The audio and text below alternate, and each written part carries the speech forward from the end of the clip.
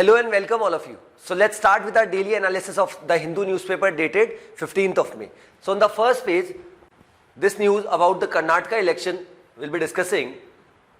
So what the title of the news says, New CLP asks Khadge to pick next Karnataka chief minister. So यहाँ पे कर्नाटका की जो Congress legislative party है CLP, उसने यहाँ पर ये डिसाइड किया है कि INC that is Indian national Congress के जो नेशनल प्रेसिडेंट है दैट इज मल्लिकार्जुन खड़गे जी, वो यहाँ पर डिसाइड करेंगे कर्नाटका में कौन चीफ मिनिस्टर रहेगा। देखिए अब इस इशू को समझते, बेसिकली हुआ क्या है, अभी अभी हमने देखा था कि 10th of May को कर्नाटका में असेंबली इलेक्शन थे, विधानसभा के चुनाव थे, जिससे चीफ मिनिस्टर का इलेक्शन यहाँ पर होता है। तो यहाँ पे ओवरऑल कर्नाटका में 224 सीट्स वर देयर, तो उसमें एक हुपिंग मेजोरिटी यहाँ पर कांग्रेस पार्टी को मिली है, जहाँ पे उन्होंने आउट ऑफ 224 सीट्स 135 सीट्स यहाँ पर जीती। जैसे ये पूरा हुआ तो अब यहाँ पे क्या हो गया, यहाँ पर चैलेंज यहाँ पर कांग्रेस पार्टी के ऊपर ये आ गया कि किसको यहाँ पर सीएम बनाए, क्योंकि जिस तरीके से जो टसल हमने राजस्थान में देखी थी, जहाँ पे राजस्थान के उस समय के 2018 में जो चुनाव हुए थे, तब राजस्थान प्रदेश कांग्रेस कमेटी के जो चीफ थे सचिन पायलट जी, और दूसरी तरफ थे former 2 time chief minister that is Ashok Gehlot ji. तो वही इशू यहाँ पर आ चुका है कि फॉर्मर चीफ मिनिस्टर यहाँ पे जो है that is Siddaramaiah on the left you can see, and on the right is जो कर्नाटका के स्टेट प्रेसिडेंट है that is KPCC Karnataka Pradesh Congress committee के that is DK Shivakumar. तो अब यहाँ पे कल यहाँ पर संडे को मीटिंग हुई थी बेंगलुरु में, जहाँ पे कुछ सेंट्रल ऑब्जर्वर्स भी आए थे यहाँ पे दिल्ली से, जिन्होंने अपना पक्ष रखा और कहीं ना कहीं बाकी जितने भी कांग्रेस पार्टी के MLAs है उनसे बातचीत रखी कि उनका क्या कहना है और वो किसको एज ए CM यहाँ पे प्रोजेक्ट करना चाहते, किसके लीडरशिप में यहाँ पे काम करना चाहते हैं कर्नाटका में। अब क्योंकि यहाँ पर कोई कॉन्सेंसस नहीं आ पाया, तो जो सिद्धरामैया है फॉर्मर चीफ मिनिस्टर कर्नाटका के, उन्होंने इस रेजोल्यूशन को यहाँ पर लेके आए कि हमें ये जो ओनर्स है, ये जो फाइनल डिसीजन है, ये मल्लिकार्जुन खड़गे जी पे यहाँ पर छोड़ देना चाहिए, जो कि इंडियन नेशनल कांग्रेस के नेशनल प्रेसिडेंट है, और वो फाइनल यहाँ पर डिसीजन यहाँ पर लेंगे। और उसी रेजोल्यूशन को DK शिव कुमार और बाकी जो लोग अन्य लोग वहाँ पर मौजूद थे, उन सबने इस बात का यहाँ पर समर्थन किया। और यहाँ पर क्या हुआ कि यही ओनर्स रखा गया कि फाइनल डिसीजन यहाँ पे मल्लिकार्जुन खड़गे जी लेंगे और वो डिसाइड करेंगे कि यहाँ पे कर्नाटका में, जहाँ पे अभी कांग्रेस को एक बहुत अच्छी मेजोरिटी यहाँ पर मिली है, तो वहाँ पे कर्नाटका का जो असेंबली है उसको कौन यहाँ पर लीड करेगा as the chief minister of Karnataka, ऐसा यहाँ पर बताया गया। चलिए नेक्स्ट न्यूज पे आते हैं। और the title says amid crisis Manipur CM 4 cabinet colleagues state BJP chief rush to Delhi. So यहाँ पे क्या हुआ है, हमने ऑलरेडी डिस्कशन किया है हमारे न्यूज़पेपर एनालिसिस में कि मणिपुर का कॉन्फ्लिक्ट है क्या। मणिपुर में जिस तरीके से मणिपुर हाईकोर्ट ने एक डिसीजन दिया जाता है कि मणिपुर की जो ट्राइबल पॉपुलेशन है, नॉन ट्राइबल पॉपुलेशन है दैट इज जो मैती कम्युनिटी, लगभग जिसका पॉपुलेशन मणिपुर की ओवरऑल पॉपुलेशन लगभग 52 से 53% है, उनको क्या किया जाना चाहिए, उनको भी शेड्यूल्ड ट्राइब्स का यहाँ पर दर्जा दिया जाना चाहिए।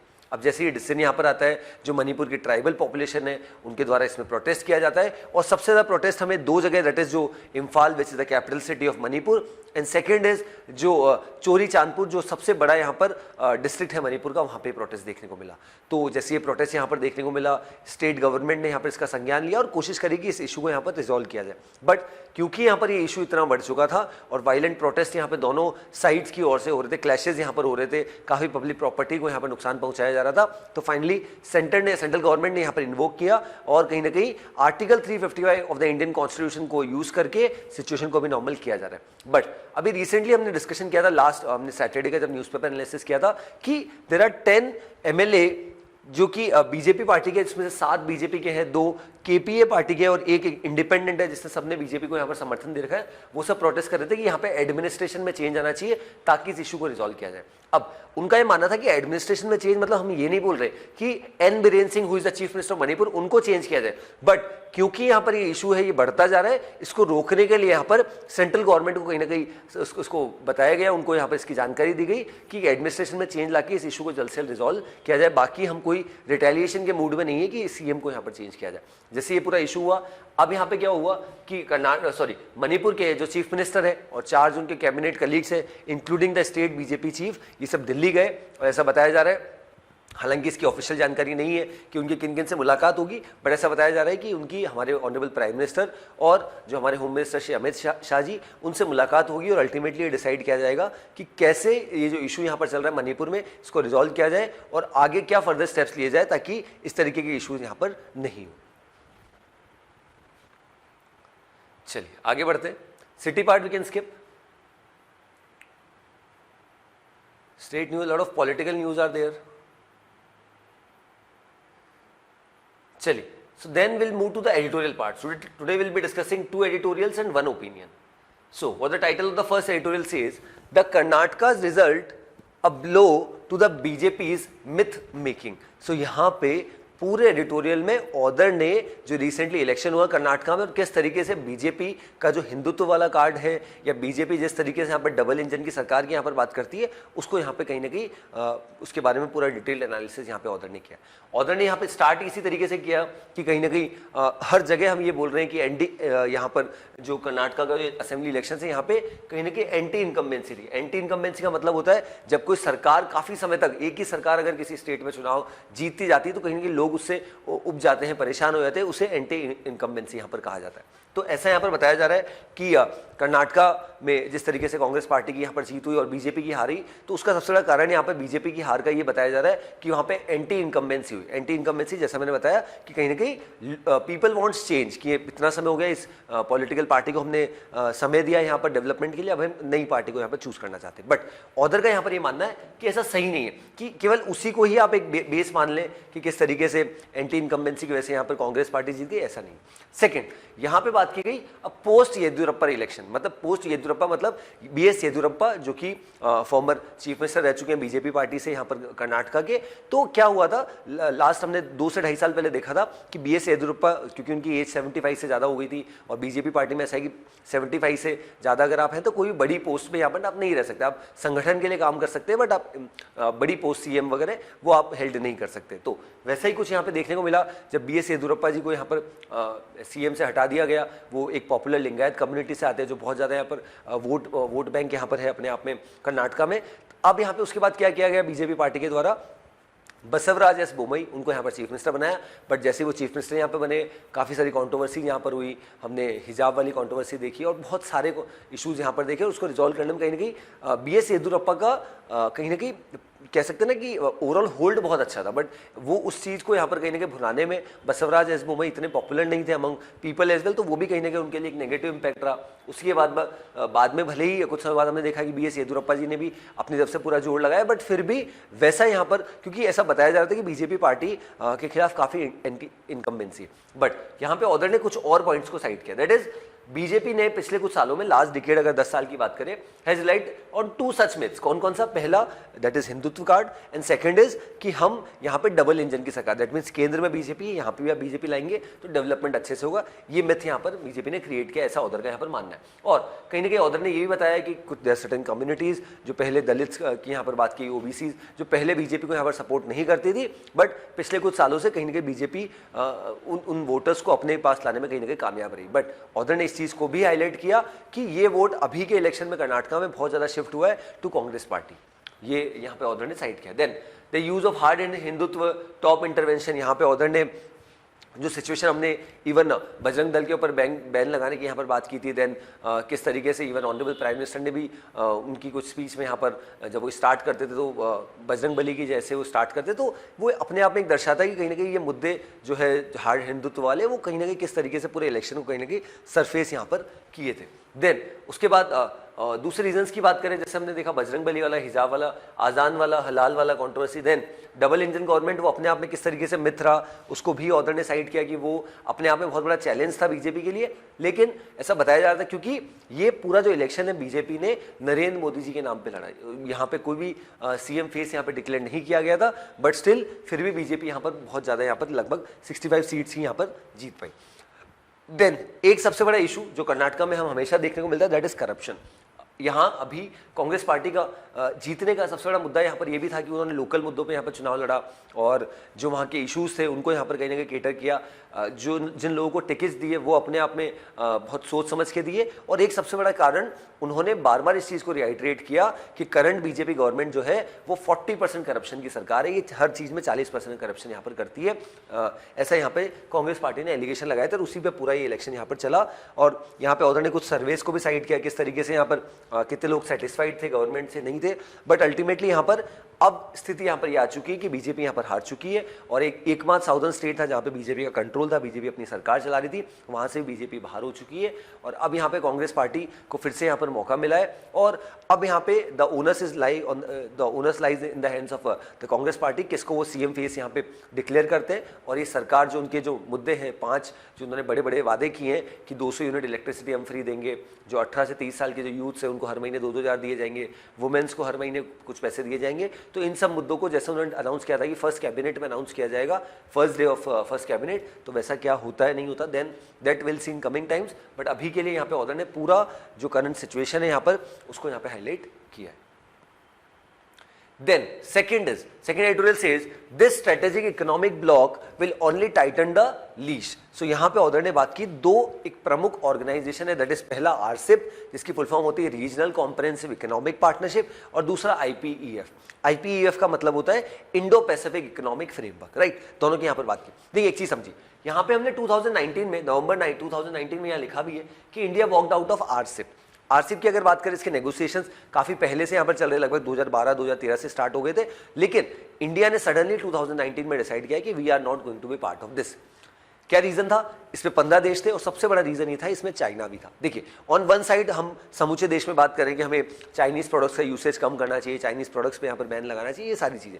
And on the other hand अगर आप एक ऐसे ऑर्गेनाइजेशन में जुड़ जाएंगे जिसका नाम आरसीईपी है, रीजनल कॉम्प्रिहेंसिव इकोनॉमिक पार्टनरशिप, जिसमें 15 मेंबर कंट्रीज और चाइना भी मेंबर कंट्रीज है, तो कहीं ना कहीं इसका सबसे बड़ा मुद्दा था ट्रेड को फैसिलिटेट करना। तो ट्रेड को फैसिलिटेट करना तो कहीं ना कहीं अगर चाइना भी उसका पार्ट है तो चाइना इजीली यहाँ पर अपने ट्रेड को और बढ़ा सकता है भारत में, राइट। तो ये हमारे डोमेस्टिक प्लेयर्स के लिए अपने आप में बहुत बड़ा चैलेंज होगा। इसी वजह से इंडिया ने क्लियर स्टांस यहां पर रखा that we are not going to join this RCEP, that is regional comprehensive economic partnership. अब आज की सिचुएशन भारत की जियोपॉलिटिक्स इस तरीके की है कि यूएस के द्वारा कोई भी ब्लॉक अगर बनाया जाता है तो हम चाहते हैं कि हम उसका हिस्सा हो और हम उसमें अच्छे से कंट्रीब्यूट यहां पर करें। इसी का इनिशिएशन यहां पे यूएस ने किया था, that is through IPEF, that is Indo Pacific economic framework. Indo Pacific economic framework की शुरुआत यहाँ पे यूएस के द्वारा की गई। इसमें भारत भी मेंबर कंट्री है, बट ऑर्डर का यहाँ पर ये मानना है कि यूएस के ऊपर ज्यादा डिपेंडेंसी भी दिखाना लॉन्ग रन में वो अपने आप के लिए चैलेंज है, क्योंकि उससे क्या होगा, यूएस की हेजेमनी यहाँ पर क्रिएट होगी और यूएस का होल्ड यहाँ पर हमारे देश के ऊपर आएगा, वो अपने आप में गलत है। तो इंडिया जिस तरीके से अभी आगे बढ़ रहा है, India is trying to strike a balance between की जो उसकी जियोपॉलिटिक्स है और किस तरीके से बाकी देशों के साथ रिलेशन यहाँ पर रख रहे हैं। बट ऐसे में एक इंस्टीट्यूशन के साथ जुड़ना वो बहुत अच्छी बात है, ऑर्गेनाइजेशन के साथ, एक ब्लॉक के साथ, बट उसके जो रेस्ट्रिक्शंस है वो अपने आप में बहुत बड़े हो जाते हैं और उसी को यहाँ पे ऑर्डर ने साइड भी किया है। देखिए यहाँ पे बताया कि that IPEF has 4 pillars, trade, supply chain, clean economy and fair economy. अब देखिए ये जो 4 यहाँ पे पिलर्स है, इसमें 3 पिलर जो है बाद वाले, that is supply chain, clean economy and fair economy, इस पे हमने ऑलरेडी सहमति यहाँ पर जारी कर दी है, बट ट्रेड के लिए हमने मना कर दिया। और ये जब इसकी बातचीत हुई थी इंडो पैसिफिक इकोनॉमिक फ्रेमवर्क की लगभग 1.5 साल पहले, तभी हमने मना कर दिया था कि हम 3 पिलर्स के साथ तो तैयार हैं, लेकिन जो चौथी यहाँ पर जो पिलर्स है, दैट इज ट्रेड को फैसिलिटेट करना, उसमें हम तैयार नहीं। उसमें इंडिया ने अपने खुद के रीजन यहाँ पे साइड किए थे और बट ऐसा ऑर्डर ने यहाँ पर बताया कि क्योंकि बाकी सब देश यहाँ पे कहीं ना कहीं सभी चीजों पे एग्री कर रहे हैं, तो हमें भी आने वाले समय में ये जो ट्रेड वाला पार्ट है उसमें भी कहीं ना कहीं एग्री करना पड़ेगा। तो इससे हमारा ट्रेड फैसिलिटेट होगा। बट ओवरऑल हमने आज की सिचुएशन में हमने बहुत से देशों के साथ ऑलरेडी हमने कह सकते हैं फ्री ट्रेड अग्रीमेंट्स यहाँ पर साइन किए हैं। कुछ देशों के साथ सीईपी है, that is comprehensive economic partnership agreement यहाँ पर साइन हो रहे हैं। तो ऐसे में यहाँ पर एक और ट्रेड ब्लॉक में यहाँ पर आना और उसमें कुछ पिलर्स पे आप कहीं ना कहीं सहमत हैं, कुछ पे नहीं है, तो ऐसे में यहाँ पर बहुत बड़ा चैलेंज है कैसे भारत आने वाले समय में ये जो चैलेंज है दैट इज चाइना का और यूएस की जो हेजीमनी है उसको कैसे कंट्रोल करके अपने आप को आगे हर सेक्टर में यहाँ पर बढ़ाए, that is going to be big challenge. इसी वजह से ऑर्डर ने बोला कि ये जो सिचुएशन है इससे जो लीश है वो और ज्यादा टाइटन ही होगी, that is this strategic economic block will only Titan the leash. इससे कुछ ईज हमारे लिए यहाँ पर नहीं होगी। देन फर्स्ट ओपिनियन की अगर बात करूं, ये कर्नाटक इलेक्शन ही था, तो हमने फर्स्ट पेज पे भी थोड़ा डिस्कशन किया था, देन एडिटोरियल पे भी डिस्कशन किया, तो अभी हम नहीं करने वाले। देन अब आते हैं हम सेकंड एडिटोरियल पे, that is statistical succour, policy makers can not afford to drop their guard on inflation. So यहाँ पे भी रिसेंटली एक बहुत अच्छा डेटा आया था जो हमने डिटेल न्यूज़पेपर एनालिसिस भी किया था, जिसका कि पिछले 18 महीने में भारत में जो इन्फ्लेशन है दैट वाज एट 4.7%। तो वो अपने आप में बहुत बढ़िया सिचुएशन है। अगर भारत की आज बात देखें, अगर हम बड़े बड़े डेवलप्ड कंट्रीज की देखें तो वहाँ इन्फ्लेशन बहुत ज़्यादा है। आप चाइना की बात करिए, पाकिस्तान की बात करिए, टर्की की बात करिए, यूएस की बात करिए, सभी जगह यहाँ पर इन्फ्लेशन डबल डिजिट्स में। बट भारत में inflation even after this Russia Ukraine war, even after Covid, हमने काफ़ी हद तक यहाँ पर इसको कंट्रोल करने की यहाँ पर कोशिश की और हम इसमें कहीं ना कहीं सफल भी रहे। तो इस बार का जो हमारा इन्फ्लेशन था 18 मंथ लो 4.7%। बट यहाँ पे ऑर्डर ने एक और बोला कि ओवरऑल प्राइस में फिर भी यहाँ पर गेन देखने को मिला, कितना, लगभग 7.8% 8 साल के अगर हम कंपेयर करें। तो ये बिल्कुल स्वाभाविक है because of the issues which we are facing. Then consumer price index को यहाँ पर हाईलाइट किया।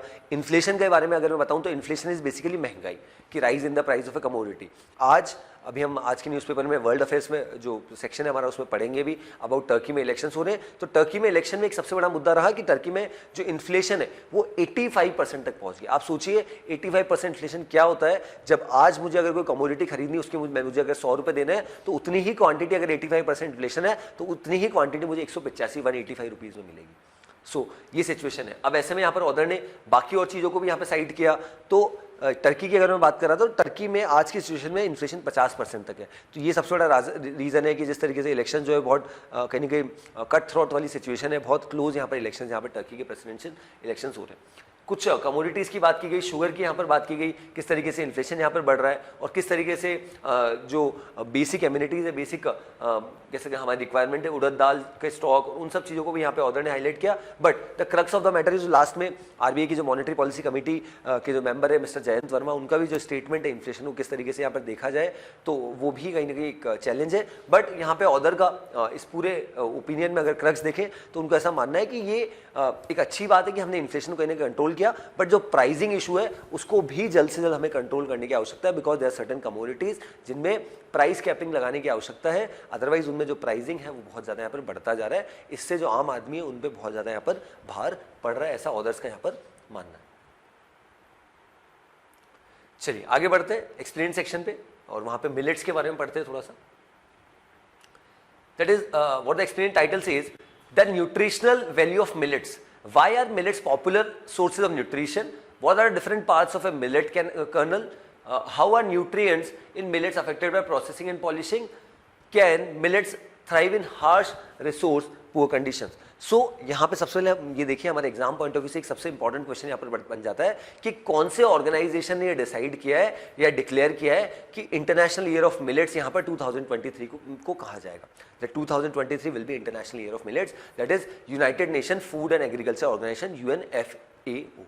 अब यहाँ पे मिलेट्स की अगर बात की जाए, मिलेट्स को अगर आसान शब्दों में हम समझे तो मोटा अनाज, जिसमें आप जवार, बाजरा इन सबको लेते हैं, रागी को। और ये सबसे बड़ा इसका फायदा क्या है कि भारत आज ये चाह रहा है कि जब आप वर्ल्ड में जब भी अगर वीट की बात आती है, राइस की सबसे ज़्यादा इन्हीं की बात आती है, बट क्यों ना एक ऑल्टरनेट सोर्स ऑफ कहीं ना कहीं फूड ग्रेन यहाँ पर हम मिलेट्स को बनाएं। ऐसे में इंडिया यहाँ पर कोशिश कर रहा है किस तरीके से इसमें कंट्रीब्यूट किया जा सके। और अभी रिसेंटली अगर आपने देखा, जब लगभग 3 से 4 महीने पहले जब हमारा बजट सेशन ऑफ पार्लियामेंट चल रहा था, हमने एक फोटोग्राफ देखी थी जहाँ पे लोकसभा के स्पीकर ओम बिरला जी, हमारे देश के वाइस प्रेसिडेंट जगदीप धनखड़ जी और हमारे देश के प्रधानमंत्री नरेंद्र मोदी, तीनों जब खाना खा रहे थे तब वो मिलेट्स की ही बात कर रहे थे और वही खाना यहाँ पर खा रहे थे।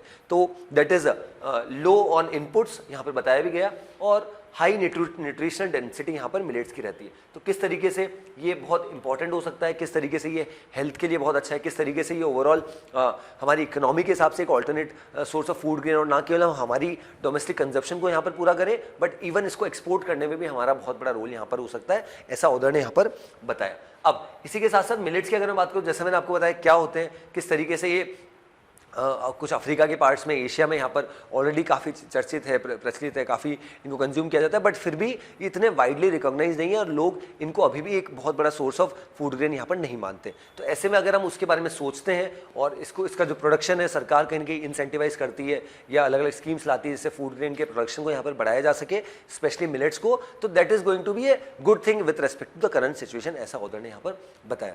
देन उसी के बाद किस तरीके से न्यूट्रिएंट्स किस तरीके से यहाँ पर इंपॉर्टेंट हो सकते हैं, क्योंकि हमने काफ़ी सारी सिचुएशन ऐसी देखी कि कुछ there certain disease, specially diabetes की बात करें तो उसमें there certain people in India itself जो अलग अलग तरीके की रोटी खाते हैं जिसमें यहाँ पर मिलेट्स अपने आप में बहुत बड़ा रोल यहाँ पे प्ले करता है। तो उसी को यहाँ पे इस पूरे एक्सप्लेन में यहाँ पर हाईलाइट किया गया और इंटरनेशनल ईयर ऑफ मिलेट्स जो है 2023 वो हमारे एग्जाम पॉइंट ऑफ व्यू से इंपॉर्टेंट हो जाता है। आपके अपॉइंटमेंट है, अपॉइंटमेंट हमसे जनरली एग्जाम में पूछते जाते हैं। Centre announces Praveen Sood as a new CBI director. तो यहाँ पे सेंट्रल गवर्नमेंट ने डिसाइड किया है कि प्रवीण सूद जी को नया सीबीआई का डायरेक्टर यहाँ पर बनाया जाएगा। और क्योंकि ये अपॉइंटमेंट इसलिए हो रहा है क्योंकि सुबोध कुमार जायसवाल जी जो फॉर्मर डायरेक्टर है सीबीआई के, उनका यहाँ पर जो अपना कह सकते हैं जो कार्यकाल है वो यहाँ पर समाप्त हो रहा है। इसी वजह से यहाँ पे जो मिस्टर सूद है, दैट इज प्रवीण सूद जी, उनको यहाँ पर नया सीबीआई का डायरेक्टर यहाँ पर नियुक्त किया गया। तो ये अपॉइंटमेंट आपके एग्जाम पॉइंट ऑफ व्यू से इंपॉर्टेंट हो सकता है। सिंगल लाइनर अगर क्वेश्चन आता है तो हमें आंसर करना है। देन ये बहुत अच्छा अपडेट है। This shows the robustness of our economy that with 6.9% year on year growth goods exports rise to $451 billion in 2022-2023। So आज के समय में आज हमारा देश इकोनॉमिकली इतना इसलिए भी स्ट्रॉन्ग है क्योंकि बहुत सारे स्टेप्स यहाँ पे, बड़े स्टेप्स यहाँ पे गवर्नमेंट ने लिए। गवर्नमेंट ने किस तरीके से एक्सपोर्ट पे फोकस किया, PLI स्कीम दी, यहाँ पर लोकल प्रोडक्शन को यहाँ पर मदद करी, और GST वगैरह जो टैक्स कलेक्शन हो रहा है वो कहीं ना कहीं बहुत हेल्पफुल यहाँ पर होता जा रहा है। अब यहाँ पे ऑर्डर ने क्या बात करी इस पर्टिकुलर न्यूज में, दैट इज इस साल का 2022-2023 का भारत का ओवरऑल एक्सपोर्ट देखो तो $451 बिलियन यहाँ पर रहा है। ये अगर हम पिछले साल का कंपेयर करें तो हमने टारगेट यहाँ पर सेट किया था $400 बिलियन का, और हमने लगभग के लिए यहाँ गुड्स की बात हो रही है, सर्विसेज की बात नहीं हो रही, लगभग हमने $419 बिलियन का यहाँ पर एक्सपोर्ट किया था। और इस बार हमने $451 बिलियन का यहाँ पर एक्सपोर्ट किया है, और ये डेटा 2022-2023 का है। और इससे कहीं ना कहीं पता चलता है कि हमारी इकोनॉमी पोस्ट कोविड किस तरीके से, पोस्ट रशिया यूक्रेन वॉर किस तरीके से यहाँ पे ग्रो कर रही है, और किस तरीके से हमारी गवर्नमेंट का जो फोकस है दैट इज ऑन एक्सपोर्ट, इसको यहाँ पे बढ़ाया जा रहा है। इस चीज को भी यहाँ पे इस पर्टिकुलर न्यूज में हाईलाइट किया गया, किस तरीके से overall month by month increase हुआ, किस तरीके से मार्च 2023 में लगभग एक बहुत अच्छा इंक्रीज हमें देखने को मिला $41.9 बिलियन के एक्सपोर्ट का। और उन सब चीज़ों को मिला के अगर हम देखें तो ओवरऑल एक्सपोर्ट हमारा इस बार का $451 बिलियन यहाँ पे हो गया। चलिए आगे बढ़ते हैं। So now will move to the world section. World section will be discussing this news, that is Erdogan takes early lead in Turkey's knife-edge vote. The incumbent president has steered the nation through one of the most transformative eras in the post-Ottoman states, 100-year history. He is licensed across swaths of conservative Turkey. So ये बहुत important चीज़ है कि Turkey को 1923 में जो देश बना था, 2023 में इस साल 100 साल यहाँ पे कंप्लीट हो रहे। तो आपके एग्जाम में अगर क्वेश्चन आए तो you should be in a position to answer. Second, Turkey में अभी इलेक्शंस हुए, और टर्की में इलेक्शंस प्रेसिडेंशियल इलेक्शंस होते हैं, और इस बार 4 कैंडिडेट यहाँ पर मैदान में। होता क्या है कि चारों कैंडिडेट्स को लोग वोट करते हैं, और अगर कोई भी पर्सन को, कोई भी कैंडिडेट को 51%, 50% प्लस 1 कहीं ना कहीं उससे ज़्यादा अगर मेजोरिटी यहाँ पर मिल जाती है तो क्लियरली वो प्रेसिडेंट यहाँ पर बन जाते हैं। बट इस बार काफ़ी सारी पार्टीज ने कोalition करके एक जो पर्सन है उनको यहाँ पर इलेक्ट किया है और उनको नॉमिनेट किया है एज ए प्रेसिडेंशियल कैंडिडेट। तो इसी वजह से बताया जा रहा है कि इलेक्शन बहुत ज़्यादा कहीं ना कहीं कट थ्रोट वाला, बहुत क्लोज रहने वाला है। तो अगर 4 लोग यहाँ पर चुनाव में है और मान लीजिए चारों में से किसी को भी अगर 50% प्लस 1 की मेजोरिटी यहाँ पर नहीं मिलती, 51% की, तो क्या होगा? तो जो टॉप 2 कैंडिडेट्स है उनका फिर से इलेक्शन यहाँ पर होता है। ऐसा टर्की में यहाँ पर चलता है। अब रेसेप तैयब अर्दोगन की अगर बात करें, जो टर्की के अभी तक के प्रेसिडेंट है, लगभग 20 साल से, और जब से वो सरकार में आए, अगर हम बाकी अरब नेशंस की बात करें तो बहुत कम ऐसे देश है जहां पे डेमोक्रेसी है, बट टर्की उन देशों में। बट पिछले 20 साल में जिस तरीके से रेसेप तैयब अर्दोगन का जिस तरीके का कार्यकाल रहा है, उन्होंने कहीं ना कहीं जो डेमोक्रेसी है उसको थोड़ा सा डेमोक्रेसी में गिरावट यहाँ पर आई है, और एक ऑथोरिटेटिव रिजाइम यहाँ पर उनके अंडर में यहाँ पर चला है। अब यहाँ पे सरकार का क्या मानना है? अभी जो रिसेंटली इलेक्शंस यहाँ पर जो है ये बहुत इंपॉर्टेंट है। और टर्की की अगर हम बात करें आज की सिचुएशन में, टर्की मुस्लिम कंट्रीज का मसीहा बनना चाह रहा है, उनका हेड बनना चाह रहा है। और हमें ऑलरेडी पता है कि भारत और टर्की के रिलेशन इतने अच्छे नहीं है, और टर्की समय समय पर जिस तरीके से कश्मीर का मुद्दा यहाँ पर अलग अलग फोरम्स में यहाँ पर उठाता है, तो उस वजह से भी इलेक्शन जो इशूज़ हैं इंडिया और टर्की के बीच में बहुत ज़्यादा है। हालांकि रिसेंटली 3 से 4 महीने पहले जब टर्की में एक बहुत बड़ा अर्थक्वेक यहाँ पर आया था, लगभग 7.8 मैग्नीट्यूड का रिक्टर स्केल पे, तब India was among the first few countries जिन्होंने वहां पे जाके मदद करी थी, और हमने एक ऑपरेशन चलाया था, इसको ऑपरेशन दोस्त कहा जाता है, जो टर्की और सीरिया में जो अर्थक्वेक आए थे। अब यहाँ पे जो इलेक्शंस है, इलेक्शंस की अगर बात करें तो इलेक्शंस 2 सबसे बड़े मुद्दों पे यहाँ पर लड़ा जा रहा है। और पहले ऐसा बताया जा रहा था कि this is going to be cake walk for mister Erdogan, की इजीली वो जीत जाएंगे। बट क्योंकि यहाँ पर आज टर्की में सबसे बड़ा इशू यहाँ पर ये हो रखा है कि एक तो कहीं ना कहीं डेमोक्रेसी जो उसमें गिरावट आई है, स्पेशली जो मिस्टर अर्दोगन है उनके यहाँ पर कार्यकाल में, और दूसरा सबसे बड़ा रीजन है इन्फ्लेशन, महंगाई, जो मैंने अभी एडिटोरियल में भी साइट करा था कि टर्की में जिस तरीके से भारत में इन्फ्लेशन अभी 4.7% चल रहा है, जो भी हमने डेटा देखा, टर्की में पिछले कुछ समय से, पिछले साल भर में जो इन्फ्लेशन है, महंगाई है, लगभग 85% तक पहुंच गई थी, और उसको कम करते करते यहाँ पे टर्की गवर्नमेंट 50% अभी भी यहाँ पर इन्फ्लेशन चल रहा है। और ऐसे में सरकार के द्वारा कुछ स्टेप्स यहाँ पे लिए जाने थे, और जिस तरीके से बाकी जगह हम देख रहे थे कि इंटरेस्ट रेट्स को बढ़ाया जा रहा था, बट क्योंकि यहाँ पर मिस्टर अर्दोगन के द्वारा ऐसा नहीं किया गया, इसी वजह से वहाँ पे इन्फ्लेशन बढ़ते बढ़ते आज 50% का इन्फ्लेशन यहाँ पे टर्की में हो गया। तो वो अपने आप में बहुत अहम मुद्दा है अभी के इलेक्शंस में। और अब जब यहाँ पे इलेक्शंस हुए यहाँ पर, और जिस तरीके से उसकी वोटिंग यहाँ पर स्टार्ट हुई, तो अभी करंट सिचुएशन में जब वोटिंग स्टार्टिंग का काउंट यहाँ पर जब हो रहा है, तब बहुत क्लोज यहाँ पर चल रहा है। और कहीं ना कहीं ऐसा बताया जा रहा है स्टार्टिंग के जो बैलेट पेपर्स है उसमें जो मिस्टर अर्दोगन है, जो फॉर्मर प्रेसिडेंट है, उनको यहाँ पे कहीं ना कहीं थोड़ा सा एज है, बट ये बहुत क्लोज इलेक्शंस है। और जैसा मैंने आपको बताया कि चारों प्रेसिडेंट्स में अगर किसी को भी क्लियर कट मेजोरिटी, जो प्रेसिडेंट कैंडिडेट्स है, किसी को भी अगर क्लियर कट मेजोरिटी यहाँ पर नहीं मिलती, तो जो टॉप 2 कंटेंडर्स है उनका फिर से इलेक्शंस होगा, फिर से लोग यहाँ पर वोट करेंगे, और फिर अल्टीमेटली यहाँ पर नया प्रेसिडेंट यहाँ पे टर्की में चुना जाएगा। सो इसी वजह से पूरा बताया गया कि किस तरीके से उनकी पार्टी के खिलाफ भी काफी लोग यहाँ पे प्रोटेस्ट कर रहे हैं, काफी लोगों का प्रोटेस्ट, इसी वजह से एक ज्वाइंट कैंडिडेट भी यहाँ पर उतारा गया। और इन ज्वाइंट कैंडिडेट का यहाँ पर क्लियरली ये स्टांस है कि हमें ये जो अभी सरकार है इनको यहाँ पे हटाना है। और वो जो नया कैंडिडेट है, इनका नाम है, दैट इज मिस्टर केमाल किलिकडारोग्लू। ये नए प्रेसिडेंशियल जो पर्सन है जिनका मैंने बताया था कि जिनको एक 5 से 6 पॉलिटिकल पार्टीज ने कहीं ना कहीं समर्थन दिया है। और अब यहाँ पे ये जो चुनाव होने वाला है, ये बहुत इंटरेस्टिंग हो रहा है। और अब जब काउंटिंग यहाँ पर स्टार्ट हुई है, तो दोनों के बीच में बहुत क्लोज फाइट यहाँ पर देखने को मिल रही है इन द टर्की इलेक्शंस। और टर्की यहाँ पर सबसे ज्यादा इंपॉर्टेंट इसलिए भी हो जाता है क्योंकि टर्की की जो लोकेशन है, अगर आप देखें, टर्की एक साइड पर रशिया और यूक्रेन दोनों के साथ ऊपर बॉर्डर नॉर्थ में शेयर करता है, देन उसके पास में ब्लैक सी है, मेडिटेरियन सी है। तो ऐसे में टर्की अपने आप में बहुत बड़ा यहाँ पर ट्रेड रूट है। और टर्की का जिस तरीके का स्टांस यहाँ पर रहा है, और टर्की ऑलरेडी नेटो का भी मेंबर है, तो अपने आप में टर्की एक बहुत अहम कंट्री हो जाता है। इसी वजह से भी lot of countries are eyeing कि आज अब जो ये टर्की में यहाँ पर इलेक्शंस होने, इसमें कौन यहाँ पर जीतेगा और किसको यहाँ पर एज मिलेगी। क्या रसिप तैयब अर्दोगन कंटिन्यू करेंगे, उनका जो 5वां टर्म है, 5th टर्म, 5 साल का टेन्योर रहता है, और या फिर जो नए यहाँ पर प्रेसिडेंशियल कैंडिडेट है उनको फिर से यहाँ पे, उनको पहली बार यहाँ पे प्रेसिडेंट, यहाँ पर नया प्रेसिडेंट बनाया जाएगा। और ये भी हमारे एग्जाम पॉइंट ऑफ व्यू से इंपॉर्टेंट है कि टर्की को कितने साल यहाँ पर हो गए एग्जिस्टेंस में, तो 100 साल भी यहाँ पर कंप्लीट हो गए। So this was about this news. So this was the last news of our today's analysis. Okay, so herein I conclude with today's session. I hope the session was insightful. That's all from my side. Thanks for watching.